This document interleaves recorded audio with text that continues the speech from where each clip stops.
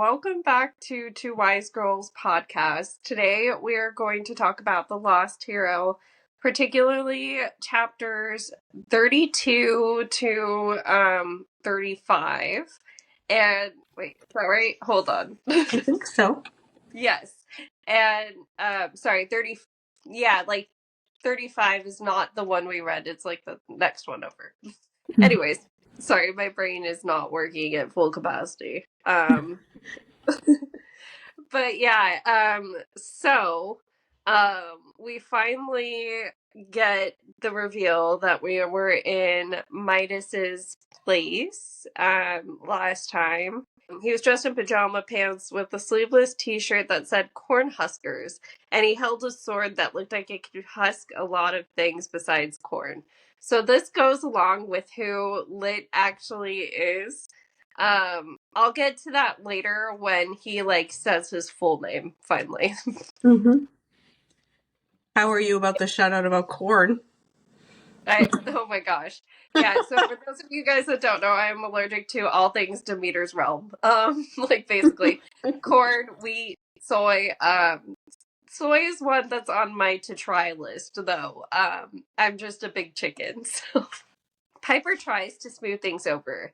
And this is something we don't realize until later, but her smoothing things over does not work. It and I was holding out hope as I was reading this, is it working? She's come on, pull through.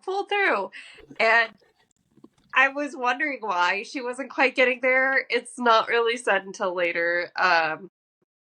Regardless, we once again get just a little brief glimpse into Jason's conflicted feelings about her, because she's trying to charm them, and he's looking at her and thinking, oh, she's pretty.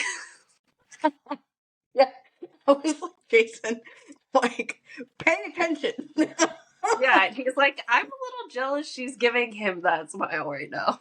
You're like, she's pretending. I need you to get a grip. The funniest thing about this whole part is Coach Hedge.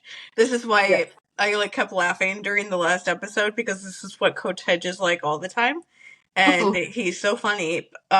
He is the polar opposite of Grover, but he's definitely just always wanting to fight literally anything and everyone and anything ever. And so I just think it's so funny for this trio of kids that the satyr is the one that's causing all the problems, when usually in every other thing we ever read at this point, it's Grover being like, but we can't do that. We have to be nice to literally everyone.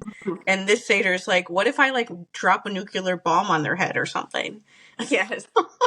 Where is my sledgehammer? And before I forget, the one thing that I thought was really funny was when Coach Hedge starts talking, they're like, why are you so angry? And why do you want to fight at everything all the time? Aren't you supposed to like nature? He basically gives the exact speech that Grover gave on the show to Aries about how nature is brutal and violent too. And so why not have me be violent? And I was like, oh, I wonder if Rick just gave that to them when they were writing that episode, or if they just accidentally wrote the same exact thing.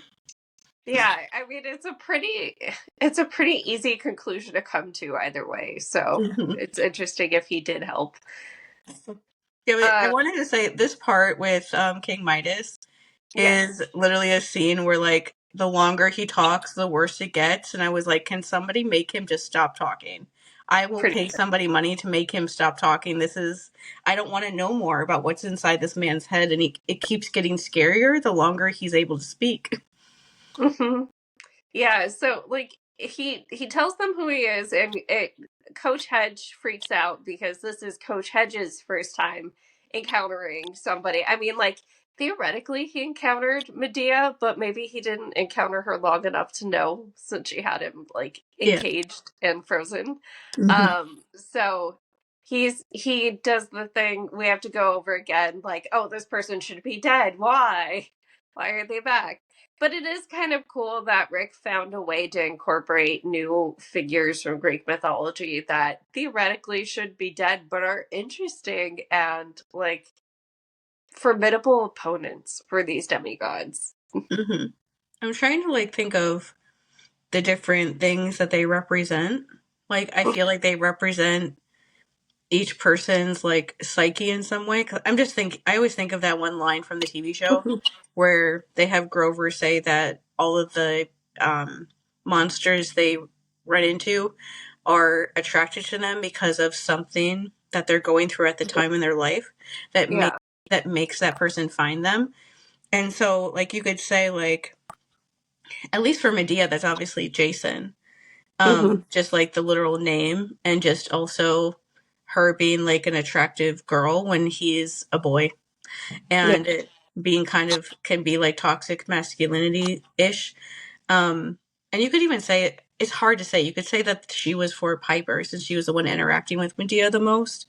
But then, like, I don't know. I think of this guy with like all the opulent wealth stuff as like something for Piper because she's rich and Yeah. doesn't want to, not necessarily doesn't want to be, but doesn't like the fact that that made her like different and weird than everyone else because it's not actually helpful for her Yes. in a lot of ways that she is. And I don't know who could have been somebody for Leo, if that's even happened yet, or if another villain are gonna show up later somehow in the next 200 pages and be for him. Maybe the The Cyclops. Cyclopes, maybe? Yeah. Oh, yeah. I was gonna say the Cyclops. Now that you say that, makes a lot of sense because they were like he has trust issues, Hmm. and so they were manipulative and lying, and so that would be something hard for him. Yeah. Um, but yeah, I try to always think of that stuff about why, because I'm assuming that's what the kind of stuff Rick thinks about when he's Yeah. figuring out which ones to bring back. Because it's not like he's like, I'm just gonna bring back King Midas because vibes.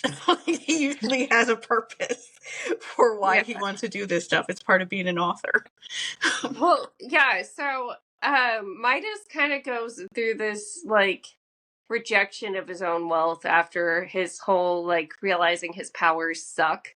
Mm-hmm. Um and so that is similar to Piper in a way, even if this isn't primarily her fight, like, or at least it doesn't feel like it's primarily her fight in the way the Medea fight was. And we haven't gotten to this part, but it's still going to happen.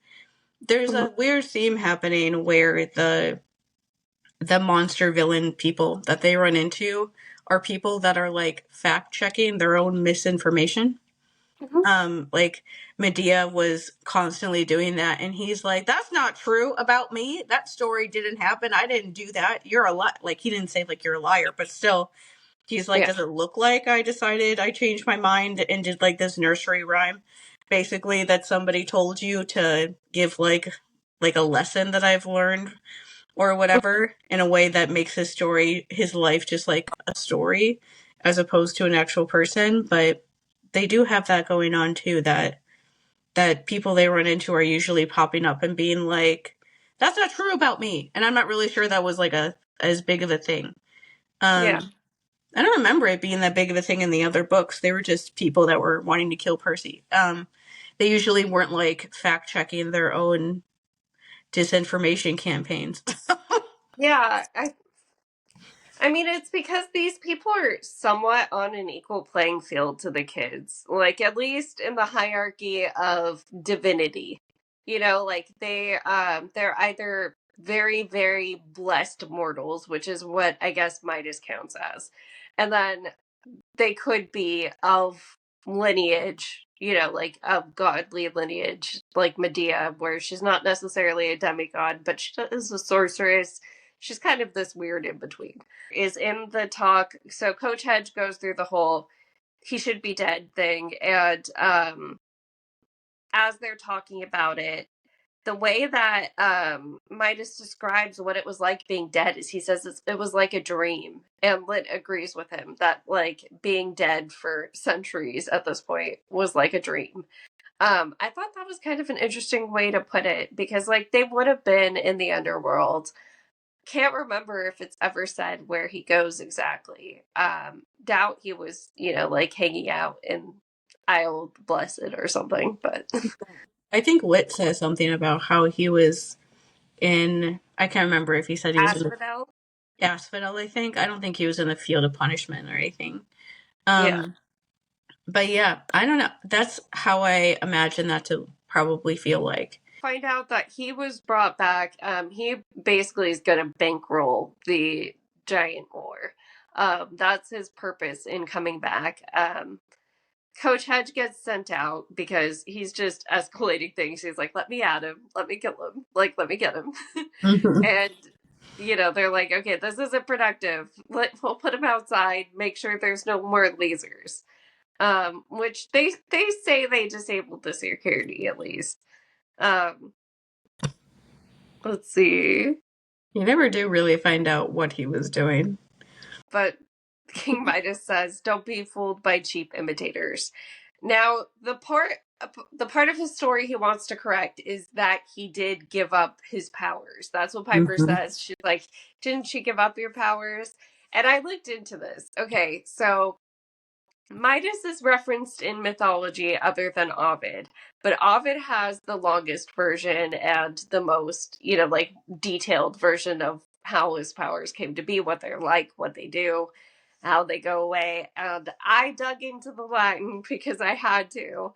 Um, it basically, like, when he goes back to Dionysus, because basically he gets the golden powers, the golden touch, as a reward for babysitting Silenus. Basically, Silenus was drunk and missing, and he babysat him and then brought him back to Dionysus. And Dionysus was like, "I'll give you a wish." So he says he wants everything he touches to turn to gold, which I'm sure Mr. D, he fucking knew. He knew. Yeah. He was like, this is a monkey's paw wish. So he gives it to him. Midas loves this gift until he tries to eat and drink, and then he's like, "Oh shit, Yeah. this isn't good."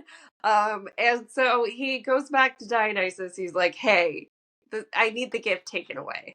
And Dionysus tells him to go follow a particular river upstream to its source and bathe his head and his body. And then the words used are, "It'll wash away the crime."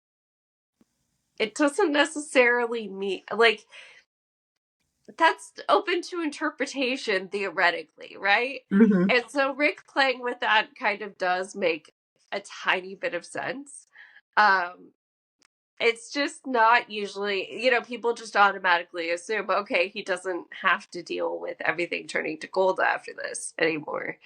Um, so that was an interesting one because it's really just like a matter of linguistics how you interpret that.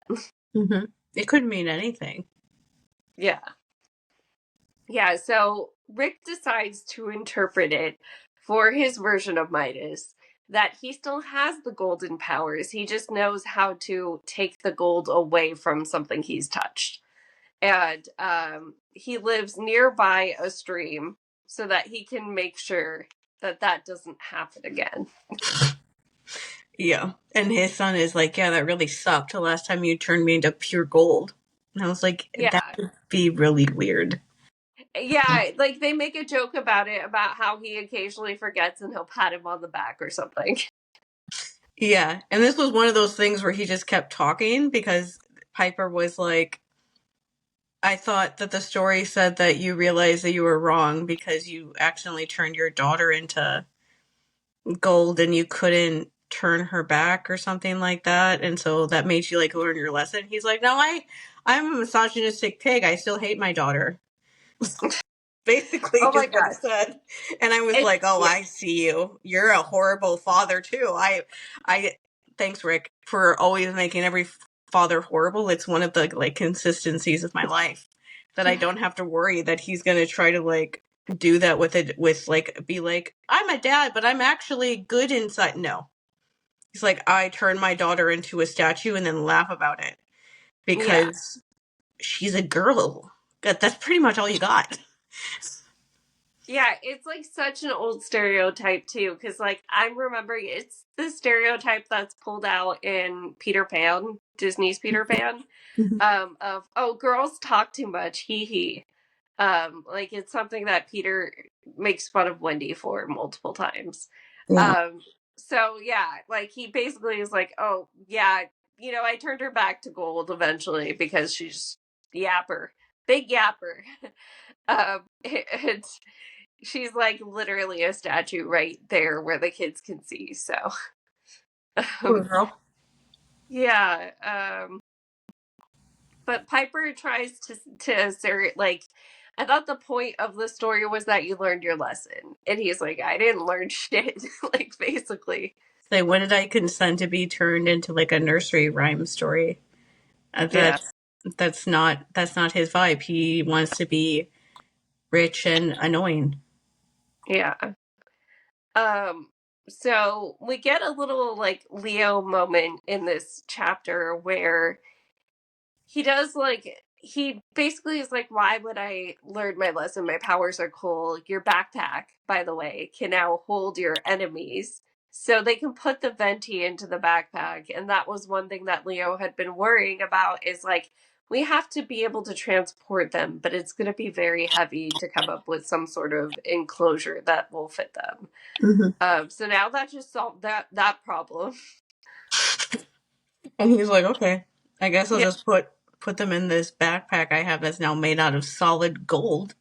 yeah. Leo's like, you know what? Okay, that's cool. Yeah.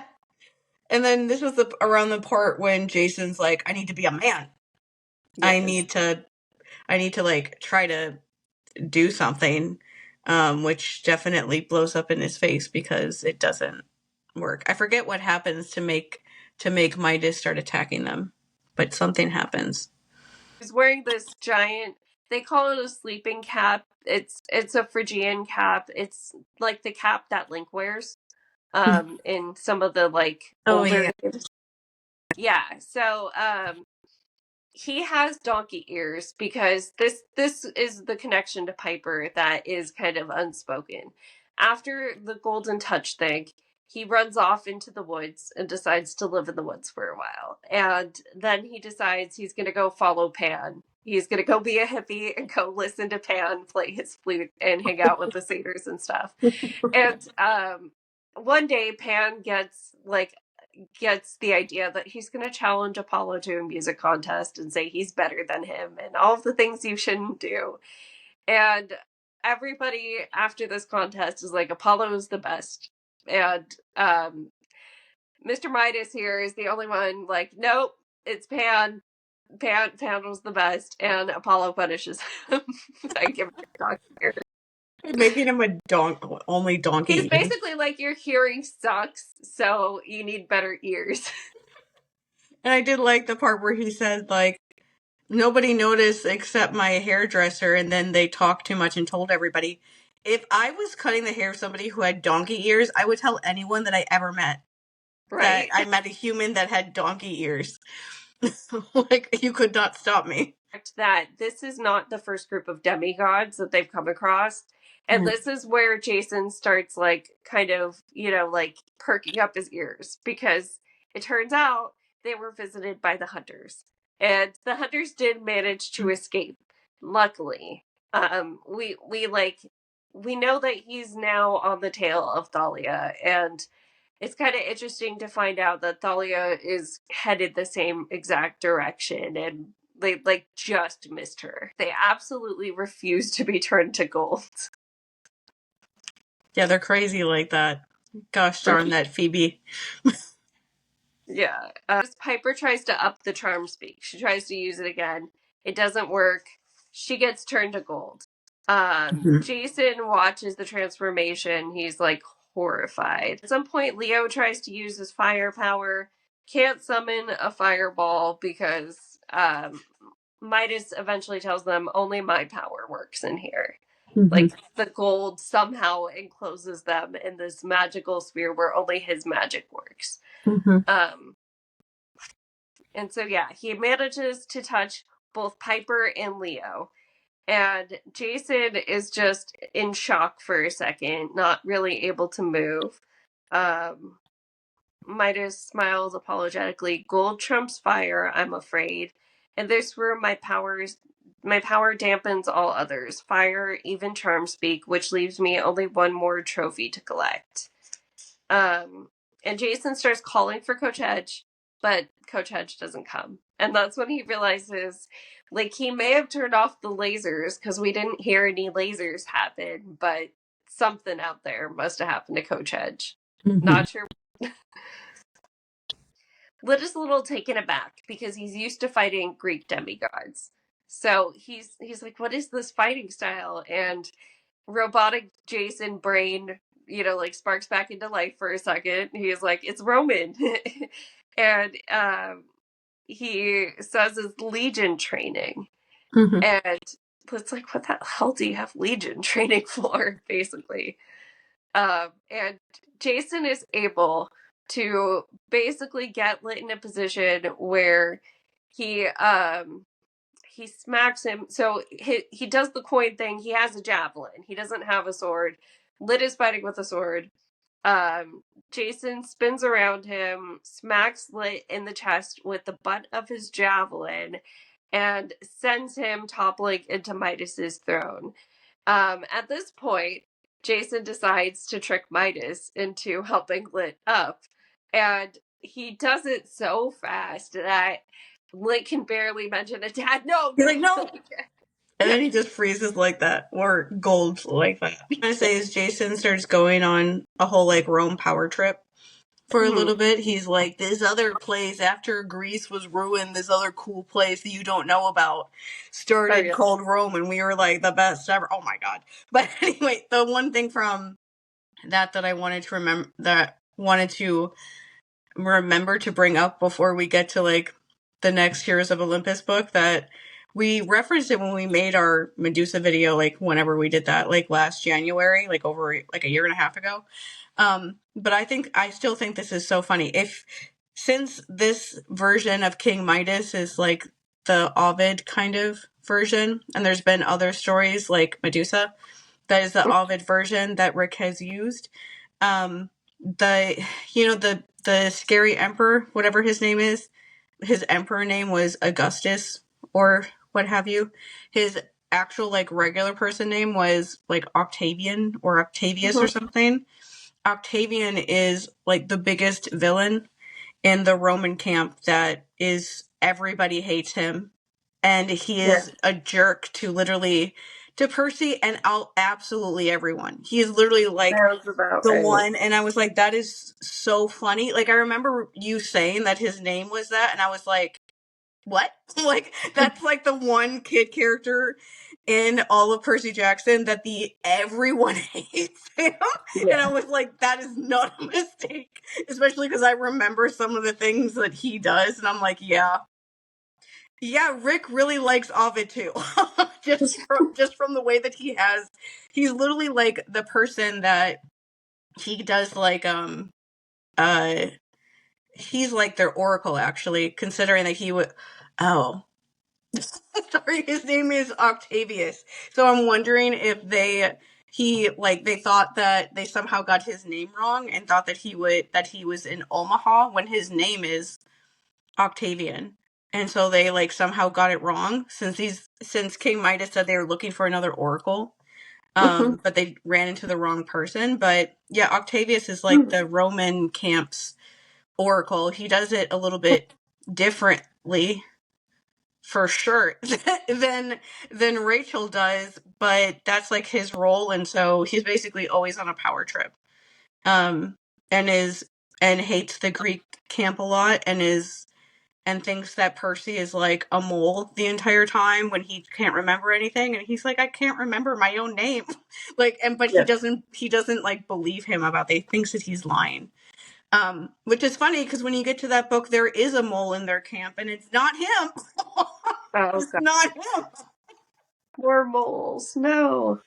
You know who it is the moment that Percy says hi to them. It's not like a mystery, but it's just funny that he's suspicious of Percy when that other person was there that whole time, and he was just like, oh, hi, person, how are you today? Of course. Jason's alone with Midas. Midas is trying to touch him so that he can turn him into a golden statue as well. And Jason basically pulls out a trick, which is that he says to Midas, do you know something about gold? It's a great conductor of electricity. And so he's able to use his like electricity powers here to blow up his house, essentially, it seems Yeah, like. he like he the way that I pictured it is that he basically electrocuted like Midas, and because Midas is the only one that's actually still alive really in the Yeah. house, and made everything not work anymore, and to the point that it started raining inside, which Mhm. then gets all of the people that and I this is like my favorite part, of course, that Jason starts noticing the statues not only of his daughter, but like the other people that he's killed that are like just statues hanging out in his house. And he's like, oh, Yeah. maybe I can free all of these people and then lock the door and leave them to just kill this guy because he sucks. Yeah. And like throws like a blanket over his son so his son can't help him. And I was like, good job, child. To like remember to Yeah. stop the son from being able to wake up and bail his dad out. Exactly. So it's basically water works in general. It doesn't have to be from a flowing stream. So the rain coming in after he explodes the house wakes up everybody, and yeah, covering lit, they're able to escape. But it turns out that Piper needed a little extra help because we jump into her perspective next. She's basically got like low-key hypothermia Mhm. because they had to dunk her in a river to get her to come back. Mhm. Yeah, she's actually like she's still injured, and also now she's like sick or something. I thought it was funny when she woke up and they were just like in a new place, and she's like, how the heck did we possibly get here? Our dragon like very dramatically died in Yeah. the last thing that I remember. I forget how they got there. Jason did something. He like somehow made the storm spirits. He somehow controlled them long enough to get them to Colorado. To get them to like Pike Peak, I think they said it was called. Yeah. It's funny because I'm reading Battle of the Labyrinth with William at the same Mm-hmm. time. That's Garden of the Gods. Mm-hmm. Uh, yeah, they don't mention it here, but that's what they say. Because it's where they eventually find Daedalus's workshop. Mm-hmm. I mean, it moves, but that's where they find it. Yeah, that's where it was at the time. That's what made me think of like, oh, that's probably the same place that they had to like literally run out of his workshop as it was like exploding. So yeah, the way Jason describes what he did, I harnessed the storm spirits to bring us that this far. They didn't like it, went a little faster than I wanted, almost crashed us into the mountainside before I could get them back in the bag. I'm not going to be trying that again. So yeah, it was a one-time shot to get them a little ways closer. Let's see, the hunters were heading west. Piper remembered. Do you think they're around here? And the mountainside that they're on is unfortunately so stormy that Jason's like, I don't see how they would be surviving up here. Storm's really bad, which like sucks, especially knowing that like poor Piper is here freezing too. Yeah. And then me inside my head as I'm reading this, they're immortal. The Yeah, snow can't kill them. They can't die unless the snow suddenly stabs them to that's a death. good But point. Like it's so cold that he thinks that they wouldn't do well out there yet. He has Piper sitting in this one place, but he also is saying, I think that it's so bad that if we try to move you, it'd be worse. yeah, it would probably be really cold outside. And too cold for her when she already has hypothermia stuff. Mm-hmm. This is like finally the time where some of them actually, where Piper finally like tells them about what's going on because she's like too tired almost to Yeah. like pretend anymore. Yeah, Leo tells them about the Hephaestus dream where Hephaestus like actually was talking to him. So Coach Hedge, like laughs at that whole idea. Mm-hmm. The gods hate needing humans. They like to be needed by humans, but not the other way around. Things will have to get a whole lot worse before Zeus admits he made a mistake closing Olympus. Said something, Zeus was acting weirder than usual, but what bothered me was the stuff my dad didn't say. Like a couple times he was talking about the demigods and how he had so many kids and all. I don't know. He acted like getting the greatest demigods together was going to be almost impossible. Like Hera was trying, but it was a really stupid thing to do. And there was some secret Hephaestus wasn't supposed to tell me. Mm-hmm. And then So Jason yeah. starts like, you can tell that like Jason at this point like pretty much knows, but he's just not saying anything because it's one of those things like I feel like I'm not allowed to. So he's just like not allowing himself to like fully acknowledge it, but he definitely understands what's going on at this point, at least with him. Yeah. I mean, yeah. So the thing that he does mention is he says Chiron was the same. Basically, Chiron said that he had a sacred oath not to discuss something. And so he feels like Chiron knows what it is too. He asks Coach, "Do you know anything about this?" And Coach Hedge is like, "Nah, just a satyr. They don't tell me anything. Sorry." Mm-hmm. Um, but yeah, we do find out he's 106 years old here. Um, This is like that one scene on the TV show where I forget who says what, but whatever line somebody says that makes Grover be like, "Actually, I'm 27." And Percy just looks at him like priorities. Like that's when like the Minotaur's about to kill them, and he's like fact checking his age with with Sally.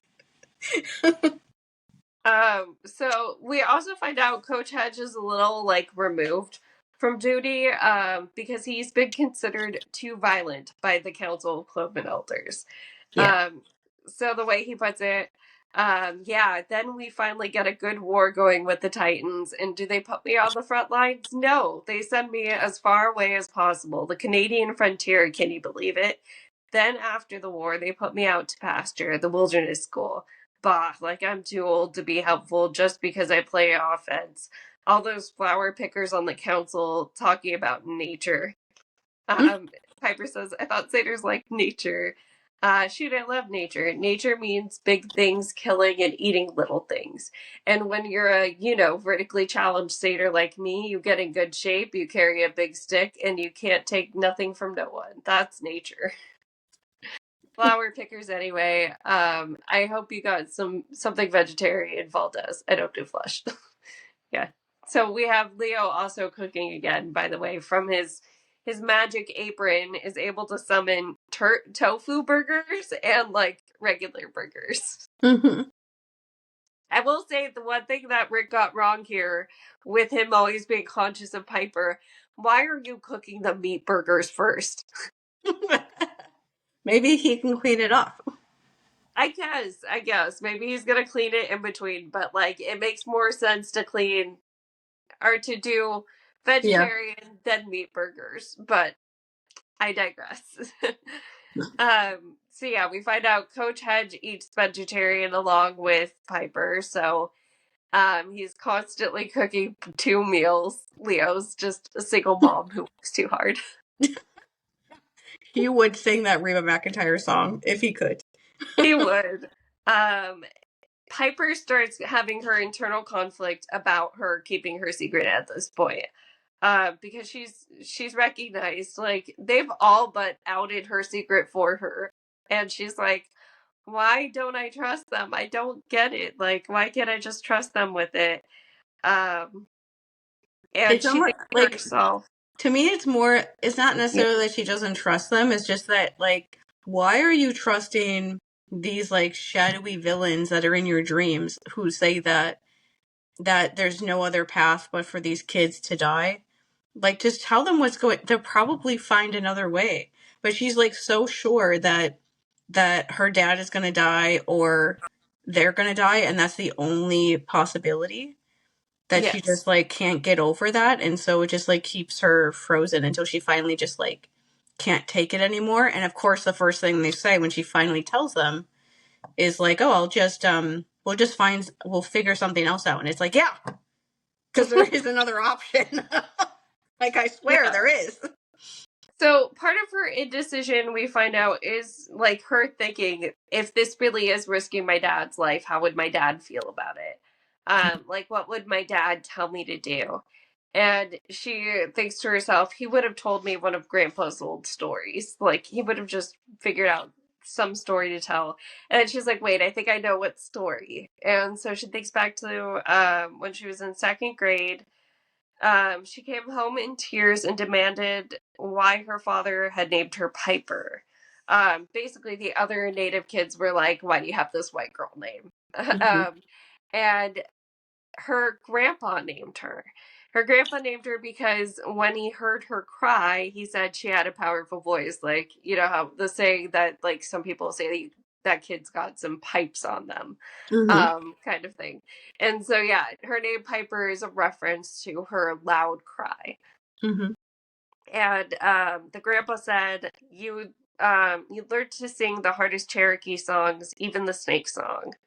And so she found out the legend of the snake song, which is how one day a Cherokee woman had seen a snake playing too near her children and killed it with a rock, not realizing it was the king of rattlesnakes.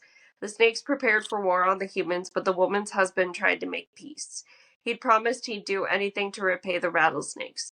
The snake held him to his word. They told him to send his wife to the well so the snakes could bite her and take her life in exchange. The man was heartbroken, but he did what they asked. Afterward, the snakes were impressed that the man had given up so much and kept his promise. They taught him the snake song for all the Cherokee to use. From that point on, if any Cherokee met a snake and sang that song, the snake would recognize the Cherokee as a friend and would not bite. Um, and her dad basically tells her when she's like, that's a really awful story. He says, it was a hard sacrifice, but one life brought generations of peace between snakes and Cherokee. Um, and so she ponders on that hard sacrifice line, especially of like, you know, do you sometimes have to make a hard sacrifice in order for the greater good? She does decide to tell them.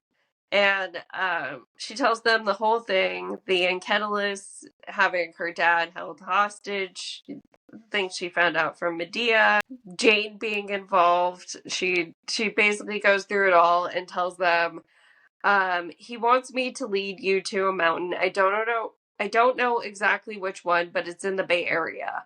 I can see the Golden Gate Bridge from the summit. I have to be there by noon on the solstice tomorrow in exchange. Um, and both of them, like, rather than being horrified and mad at her and all of the things she said, Jason says, God, Piper, I'm so sorry. And then Leo says, no kidding. You've been carrying this around for a week. Piper, we could help you. Mm-hmm. Yeah. And, Yeah. like, to give you guys the visual, we are this far into the book. And she's barely trusting them. It's about time, girly. We Mm-hmm. needed this. And well, that's what people who are nice people do. When they find out that you've kept a secret that's horrible like that, they just feel bad that you had to do that. Um, that's it. They don't hold it against you. Yeah. And so with her being able to talk about this out loud, she's able to talk about it with all of them, including Coach Hedge, who kind of has an idea of what's happening. Um, so Piper is scared that she just killed her dad by telling them this. And Coach Hedge is like, I doubt it. Um, Giant hasn't gotten what he wants yet, so he still needs your dad for leverage. He'll wait until the deadline passes, see if you show up. He wants you to divert the quest to this mountain, right? So that means Hera is being kept somewhere else. And she has to be saved by the same day, so you have to choose rescue your dad or rescue Hera. If you go after Hera, then Enketelis takes care of your dad. Besides, Enketelis would never let you go even if you cooperated. You're Mm-hmm. obviously one of the seven in the Great Prophecy. Yep. So yeah, she finds out that it's going to be an either or. They're close, but not at the same place. Yeah, and I think this is where Coach Hedge says something about like, oh, hopefully it's not the mountain that we know of from the first 5 books, which would be Yeah. actual like real life Mount Tam, which it is, because Yes. Mount Tam looks over the Golden Gate Bridge. But they start talking about that like, oh, that I can never pronounce the word Mount Oath something. Orthus. Yeah, that. It never sounds like that in my head. I literally just read OTH and then skip the rest of the word because I can't figure out how to pronounce that ever. But they start talking about that like, oh yeah, that's where like Kronos was and his army was, and then when we defeated him in New York, he just disappeared, or the mountain and stuff just like fell apart and disappeared, and Jason is just like, no. Yeah. And I was like, yeah, he definitely knows more at this point than he's actually saying out loud. Yeah. So he brings up Mount Tam. He brings that up like that's where, like it has a bad reputation for demigods. Jason like actually says out loud, bad reputation. That doesn't seem right. The Bay Area? Like, Mm-hmm.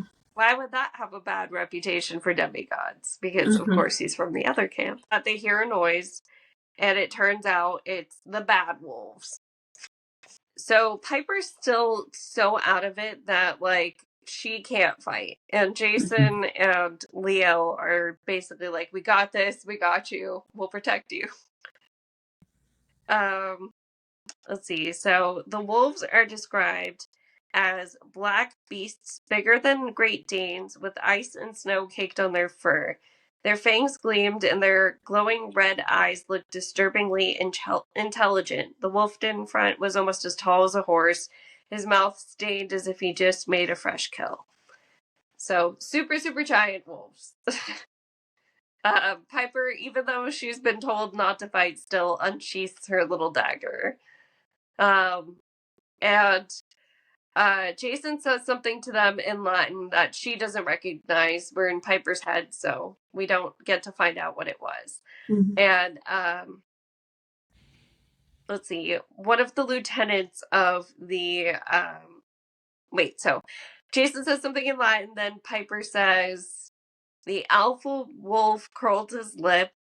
The first stood up on his spine. One of his lieutenants tried to advance, but the alpha wolf snapped at his ear. Then all of the wolves backed into the dark. So something happened where they all decided to retreat for a second. Let's see. And then the wolves started coming back, but the alpha wasn't with them. They didn't attack. They waited. At least it doesn't now, in a rough semicircle just outside the firelight blocking the cave exit. Described, it says his hair was greasy and ragged, the color of fireplace soot, topped with a crown of what looked like finger bones. His robes were tattered, fur, wolf, rabbit, raccoon, deer, and several others Piper couldn't identify. The furs didn't look cured, and from the smell, they weren't very fresh. His frame was lithe and muscular, like a distant runner's. But the most horrible thing was his face. His thin, pale skin was pulled tight over his skull. His teeth were sharpened like fangs. His eyes glowed bright red like his wolves, and they fixed on Jason with absolute hatred. So we're supposed to think of this guy as like scary part wolf guy. Like he's mostly humanoid, but he has some features here that are very predator. And what he says here is he says, "Come, child of Rome," in Latin to Jason. And Hedge yells at him, speak English. The Wolfman says, "Tell your fawn to mind his tongue, son of Rome, or he'll be my first snack." So this person is addressing Jason directly, and really only Jason. Mm-hmm. And Piper clocks right away. He said fawn, not satyr. So this guy is also Roman. Let's see. When he sees the other two kids, he says, "So is true. A child of Aphrodite, a son of Hephaestus, a faun, and a child of Rome, Lord of Jupiter, no less.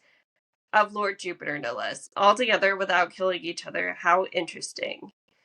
Um, Jason asks how he found out about them, and the guy says, "Oh, we've been patrolling for you across the west. Demigod, hoping we'd be the first to find you. The giant king will reward me when he rises.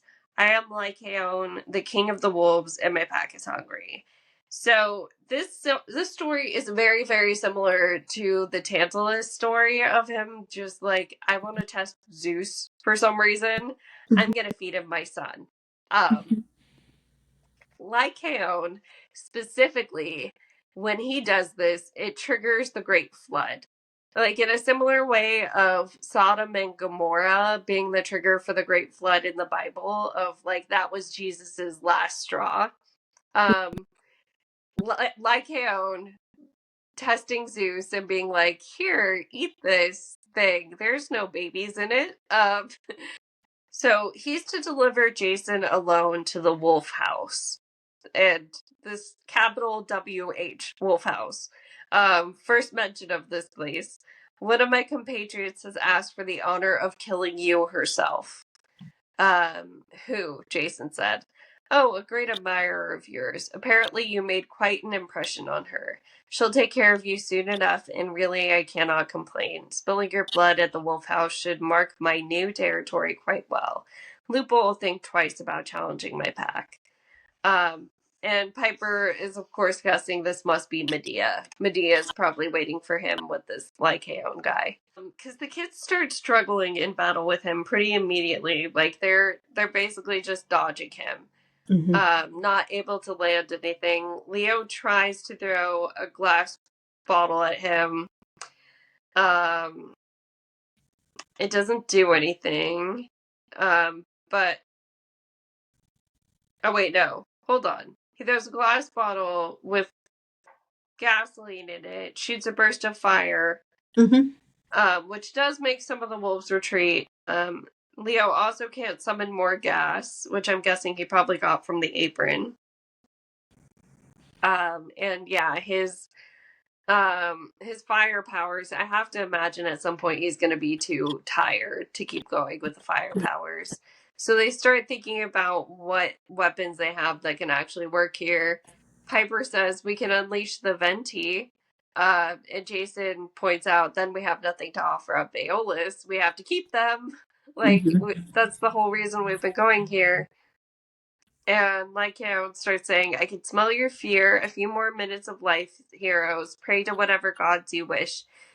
Zeus did not grant me mercy, and you will have none from me. I love how mad this guy is at Zeus for not giving him any mercy when you fed him your children. Exactly. Like, what do you mean? So, just when hope seems lost, they start hearing the whooshing of arrows by them. So the arrows start taking out wolves who melt into puddles of shadow, is the way it's described. An arrow flashed towards Lycaon, but the Wolf King caught it midair. Then he yelped in pain. When he dropped the arrow, it left a charred, smoking gash across his palm. Another arrow caught him in the shoulder, and the Wolf King staggered. He disappears after that, says, "This isn't over, children," basically, and runs away. And we find out that it is a bunch of hunters that have come to their rescue.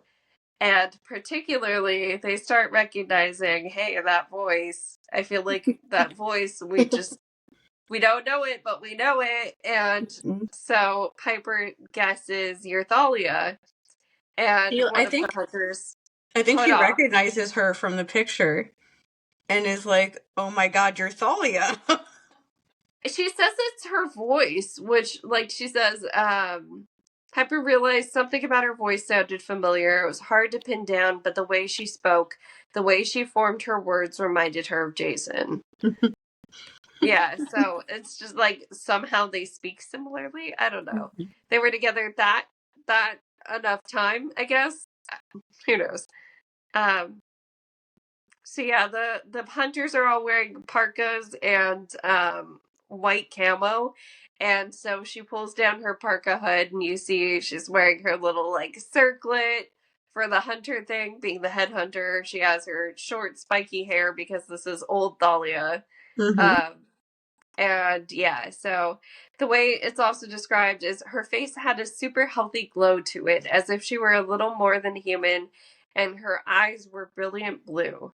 Um, so yeah, she confirms she is in fact Thalia, and Jason steps forward and says, "I'm your brother." And then it ends, and I was like, oh, yay. Now Thalia gets to have a mental breakdown of sorts, probably. Probably. She thought she left him. So yeah, the next chapter's from Leo's perspective too, I'm not sure how that'll go. That's kind of interesting that'll be from his perspective. Leo thinking things about a bunch of girls is going to be really something.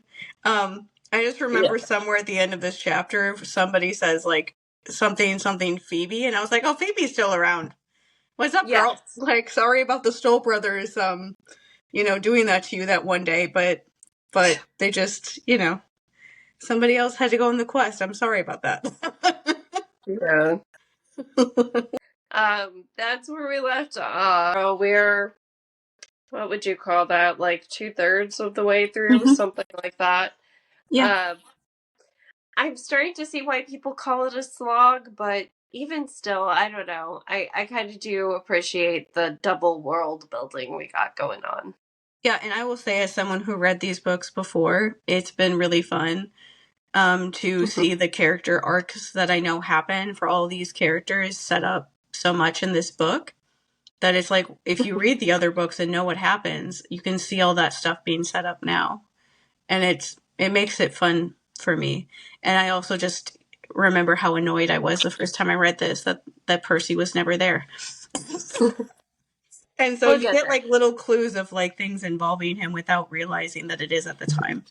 And so Yeah. that makes it fun for me. But I can see why people just skip it because they want to just get to the next book. We'll see you guys for next one. More Heroes of Olympus and whatever other topics we managed to come up with.